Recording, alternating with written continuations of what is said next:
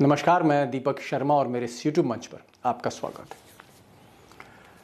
दोस्तों, जिस बादशाह के पास एक तरफ जेम्स बॉन्ड हो और दूसरी तरफ चाणक्य हो और उस बादशाह की पार्टी में कोई आतंकवादी घुस जाए, पार्टी का मेंबर बन जाए और पार्टी में एक बड़ा अहम पद हासिल कर ले, अब अगर ऐसा है तो फिर यही कहा जाएगा कि या तो जेम्स बॉन्ड की तपस्या में कोई कमी है या फिर चाणक्य की। अब जो सबसे चौंकाने वाली बात है वो ये है कि ये जो आतंकवादी है, इसके पास से 2 AK-47 राइफल बरामद हो रही है, इसके पास से हैंड ग्रेनेड बरामद हो रहे हैं और ये काफ़ी दिनों से बीजेपी में एक अहम पद पर बैठा है। ये कई मीटिंग्स में शामिल हो रहा है, कई बड़े नेताओं से, जम्मू कश्मीर के नेता, बीजेपी के केंद्र के बड़े नेता, इनके साथ मीटिंग में बैठा हुआ है और उसकी तस्वीरें आ रही हैं और ये तस्वीरें सोशल मीडिया पर वायरल हो रही हैं। तो क्या माना जाए कि क्या आतंकवादियों ने एक बड़ी पार्टी, मुल्क की एक बड़ी पार्टी में डायरेक्ट एंट्री ले ली? अब अगर आप उदयपुर के घटना का जो आतंकवादी हैं उसको देखें या फिर जम्मू के इस लश्कर-ए-तोयबा के आतंकवादी को देखें, ये सब के सब बीजेपी के मंच पर दिखाई दे रहे हैं, जिसमें लश्कर के इस आतंकवादी ने तो IT सेल का चार्ज अपने हाथ में ले लिया था। तो इसे क्या माना जाए? क्या ये एक इंटेलिजेंस फेलियर है जेम्स बॉन्ड की, चाणक्य की? वो चाणक्य जिनके हाथ में देश की आंतरिक सुरक्षा है और वो बॉन्ड जो सरहद से लेकर देश की राजधानी तक मुल्क की आंखें हैं, बाज हैं। अब दोस्तों, ये इतना बड़ा फेलियर है, इतनी बड़ी चूक है कि फिर जहन में तमाम सवाल उठते हैं और पहला सवाल तो यही उठता है कि क्या जो जेम्स बॉन्ड हैं, Ajit Doval, national security adviser प्रधानमंत्री के, क्या इनकी पकड़ व्यवस्था पर, इंटेलिजेंस सेटअप पर ढीली पड़ रही है? या फिर ये जो जेम्स बॉन्ड हैं यानी अजीत डोभाल साहब, इनके बीच में और अमित शाह के बीच में क्या कोई तालमेल की कमी है? क्योंकि अमित शाह जो हैं वो गृह मंत्री हैं इस देश के, तो ऐसा तो नहीं कहीं कोई लैक ऑफ कोऑर्डिनेशन है जिसकी वजह से इस तरह की चूक सामने आ रही है? अब ये सवाल जो हैं अपने आप में देश के लिए, देश की सुरक्षा के लिए एक बहुत बड़ा, मैं कहूंगा, सवालिया निशान है। अब दोस्तों, इससे पहले कि मैं प्रधानमंत्री कार्यालय, अजीत डोभाल, गृह मंत्रालय, अमित शाह, इनके ऊपर आऊं या इनके बीच में जो तालमेल की कमी है उस सवाल का आपको जवाब दूं, एक बार मैं चाहूंगा कि आप भी समझ लें कि पूरा नेटवर्क जो हमारे इंटेलिजेंस का है वो क्या है और कैसे देश सुरक्षा की दिशा में काम करता है। तो आप ये सबसे पहले तो ग्राफिक्स देखिए। बीच में प्राइम मिनिस्टर ऑफिस है और जाहिर तौर पर प्राइम मिनिस्टर के जो सबसे अहम सलाहकार हैं, NSA, नेशनल सिक्योरिटी एडवाइज़र, वो डोभाल साहब हैं, जिनको जेम्स बॉन्ड कहा जाता है देश का, मोदी का, वो उनके एडवाइज़र हैं। फिर आर्मी है, जहाँ तक जम्मू कश्मीर की बात है, आर्मी का एक बहुत बड़ा रोल है। उसके बाद रिसर्च एंड एनालिसिस विंग, क्योंकि पाकिस्तान, चीन और क्रॉस बॉर्डर टेररिज्म है, सीमा पार से आतंकवाद कश्मीर में, घाटी में आता है, तो एक रिसर्च और एनालिसिस विंग जो हमारे देश की एक्सटर्नल इंटेलिजेंस एजेंसी, इसका बहुत बड़ा रोल है। फिर इस वक्त वहाँ पर लेफ्टिनेंट गवर्नर हैं, उनका रूल है, मनोज सिन्हा साहब का, तो उनका ऑफिस जिसके अंडर में home secretary, DGP, chief secretary सब आते हैं, जो लोकल एडमिनिस्ट्रेशन, लोकल पुलिस है, लोकल इंटेलिजेंस है, वो सब सिन्हा साहब के अंडर में है, तो ये भी इम्पॉर्टेंट है। और फिर अमित शाह साहब गृह मंत्रालय, और गृह मंत्रालय को रिपोर्ट करती है इंटेलिजेंस ब्यूरो। यहाँ पर मैं बताना चाहूँगा कि इंटेलिजेंस ब्यूरो जो है वो आप कह सकते हैं कि एंटी टेरर एक्सपर्ट एजेंसी, यानी आतंकवादी घटनाओं पर एक बड़ी ज़बरदस्त निगाह रखती चली आई है। और आप यूँ कह सकते हैं कि अगर 2 आदमियों की बात करें इस पूरी व्यवस्था को लेकर, तो 2 ही आदमी हैं। एक तरफ चाणक्य इम्पॉर्टेंट हैं जो देश के गृह मंत्री हैं, और दूसरी तरफ बॉन्ड इम्पॉर्टेंट हैं जो नेशनल सिक्योरिटी एडवाइजर हैं प्रधानमंत्री के। अब साहब इतनी चाक चौबंद व्यवस्था, आर्मी भी है, आईबी भी है, रॉ भी है, लेफ्टिनेंट गवर्नर भी हैं, पीएमओ भी है, होम मिनिस्ट्री भी है, पैरामिलिट्री भी है, और इन सब के बीच ये जो शख्स है, देखने में आपको भाजपा के नेता लग रहे होंगे क्योंकि काफ़ी मफलर वगैरह डाल रखा है, साफा पहन रखा है। इनका नाम है तालिब हुसैन शाह, और ये लश्कर तोयबा के ट्रेंड आतंकवादी हैं, जिनको 9 मई को अगर आप ये चिट्ठी देखें बीजेपी की, तो इनको आईटी सेल का, जी हाँ आईटी सेल, माइनॉरिटी सेल का जो है इनको सोशल मीडिया इंचार्ज बनाया गया जम्मू का। ये आप चिट्ठी देख सकते हैं। और एक तरफ तालिब हुसैन साहब जो हैं वो तमाम मीटिंग्स अटेंड कर रहे थे बीजेपी की, और दूसरी तरफ उनकी बातें जो हैं, उनका जो फ़ोन पर जो बातचीत हो रही थी वो कासिम से हो रही थी, और कासिम जो हैं वो लश्कर तोयबा, दुनिया के सबसे खतरनाक आतंकवादी संगठन के कमांडर कासिम के संपर्क में थे पाकिस्तान। अब कहाँ पाकिस्तान बात हो रही है लश्कर तोयबा से, और इधर तमाम बड़े नेताओं के फंक्शंस अटेंड किए जा रहे हैं, मीटिंग में बैठ रहे हैं तालिब साहब। इतनी बड़ी चूक। अब इससे पहले कि मैं जेम्स बॉन्ड पर आऊं, चाणक्य पर आऊं, उनके बीच जो तालमेल है उस पर आऊं, या देश के सबसे बड़ी सुरक्षा पर जो सवाल लग रहे हैं उस पर आऊं, मैं चाहता हूं कि एक तस्वीर आप और देख लीजिए। ये तस्वीर देखिए आप, और ये जो तस्वीर है ये AS दुल्लत साहब जो हैं वो रॉ के चीफ रहे हैं, और आप यूं कह सकते हैं कि एक समय में ये बॉन्ड के बॉस थे, जेम्स बॉन्ड के बॉस थे। जी हाँ, अटल जी के टाइम पर AS दुल्लत जो थे, उनके हाथ में इस देश की पूरी सुरक्षा थी, और एक सीनियर IPS ऑफिसर इनके अंडर में आप कह सकते हैं डोभाल साहब थे। और दुल्लत साहब, जिनको कश्मीर और टेररिज्म, सुरक्षा, सिक्योरिटी, इसका देश का सबसे बड़ा एक्सपर्ट माना जाता है, इन्होंने अभी एक इंटरव्यू दिया थापर साहब को, और उस इंटरव्यू में इन्होंने थापर साहब से कहा कि जो इस वक्त स्थिति है कश्मीर की, जिस तरह से लोकल बच्चे जो हैं, जो स्थानीय लड़के हैं, वो जिस तरह से उनका रिक्रूटमेंट हो रहा है, उनका ब्रेन वॉश किया जा रहा है, वो डेविएट कर रहे हैं टेररिज्म की तरफ, और दूसरी तरफ कश्मीरी पंडितों की जो हत्याएं हो रही हैं एक के बाद। इनका ये कहना है दुल्लत साहब का कि कश्मीर एक बहुत खतरनाक मोड़ पर आ चुका है, एक बहुत खतरनाक स्थिति की तरफ बढ़ रहा है। सुनिए क्या कह रहे हैं अंग्रेजी में वो। What we are seeing is the deadliest spurt in terrorism since August 2019. I would call it the most dangerous.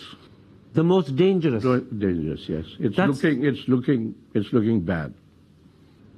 I'm just repeating that. This is the most dangerous spurt in terrorism since August 2019, and you add it's looking bad. It's looking bad. And it could get worse. And it could get worse. That's right. In other words, this is just the beginning. Could be. Let's go back. अब दुल्लत साहब जो raw के chief रहे हैं, इनके माथे पर चिंता की लकीरें हैं, और बहुत ऑब्वियस भी है। एक्चुअली में कश्मीरी पंडितों की जिस तरह से हत्याएं हुई, एक के बाद एक, आप कह सकते हैं सीरियल किलिंग्स हुई, उसने एक तरह से मोदी और शाह की जो कश्मीर पॉलिसी है वो पूरी तरह से, एक तरह से कह सकते हैं फ्लॉप कर दी वजह से।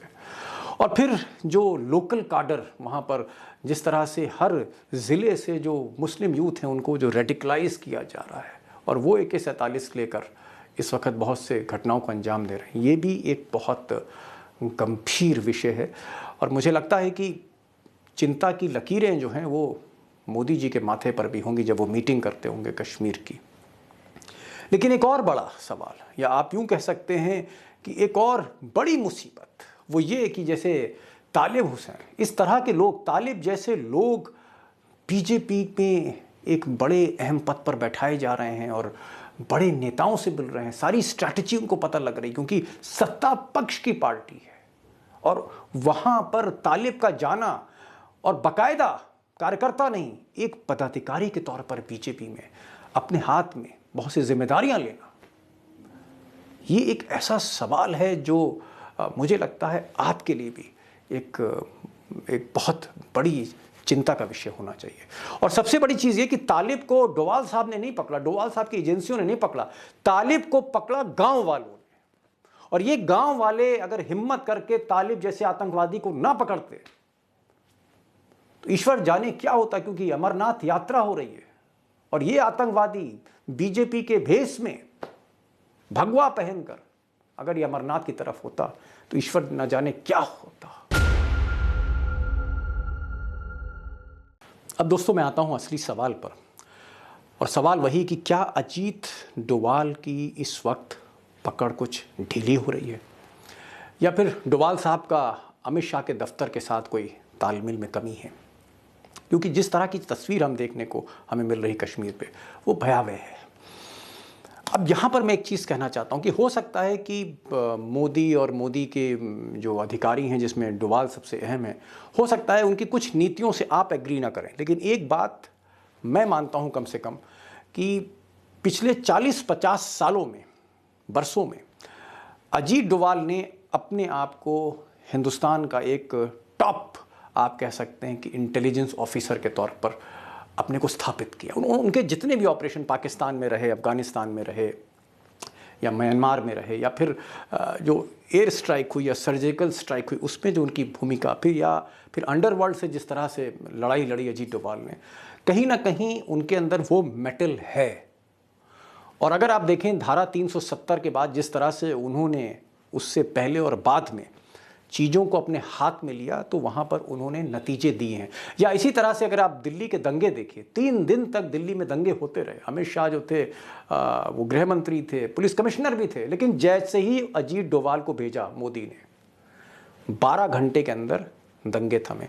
तो अजीत डोवाल की जो कैपेबिलिटीज़ हैं हम उस पर सवाल नहीं उठा सकते, लेकिन हम एक चीज़ ज़रूर मानेंगे कि अजीत डोवाल जब से अमित शाह आए हैं, उनके अंदर वो स्पार्क जो राजनाथ जब गृह मंत्री थे और उस वक्त जिस तरह से हमने जेम्स बॉन्ड को काम करते हुए देखा, आज कहीं ना कहीं ऐसा लोग कहते हैं। मेरे पास कोई साक्ष्य नहीं, मेरे पास कोई सबूत नहीं है, मैं सिर्फ जो आईबी के लोगों से मेरी बात होती है उनका ये कहना है कि अमित शाह थोड़ा डोमिनेटिंग नेचर के, और जहाँ भी उनको स्पेस मिलता है अमित शाह को वो डोमिनेट करते हैं। और शायद अजीत डोवाल समझते हैं कि ये राजनाथ नहीं है, अमित शाह सक्सेसर हैं नरेंद्र मोदी के, और यहीं पर थोड़ा बहुत तालमेल की कमी जैसी बात सामने आती। बहुत से ऐसे मुद्दे हैं, फिर कभी उस पर मैं वीडियो बनाऊंगा, लेकिन मैं अब आता हूं असली विषय पर।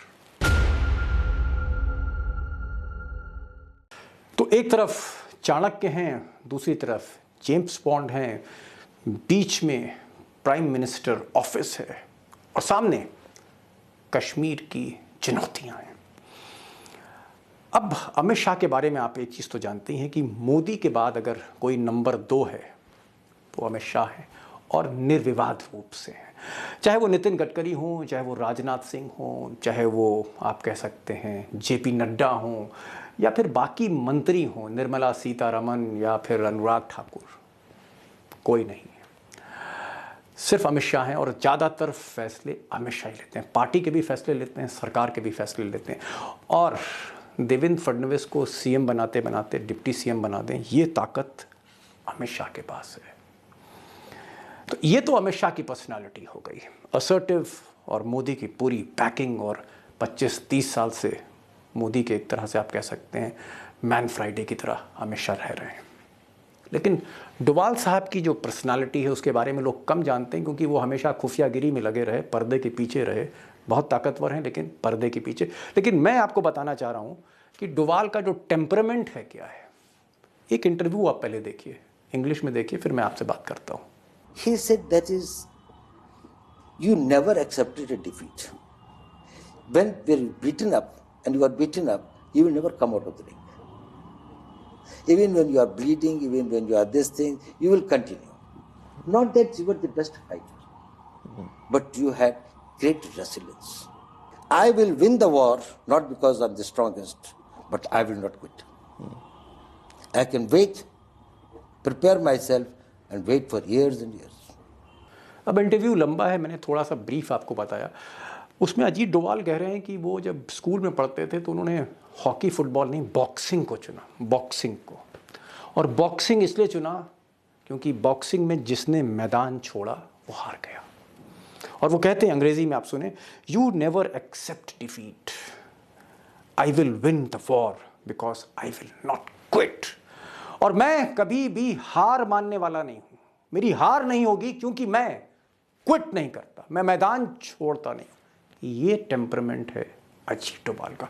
तो एक तरफ बॉन्ड भी जो है मोदी जी के, वो बहुत एग्रेसिव हैं, बहुत असर्टिव हैं, और अमित शाह हैं, उनको तो ताकत अपने आप मिली हुई है, उनके रिश्ते जिस तरह के हैं मोदी से। तो एक तरफ अमित शाह ना झुकने वाले, उधर डोभाल।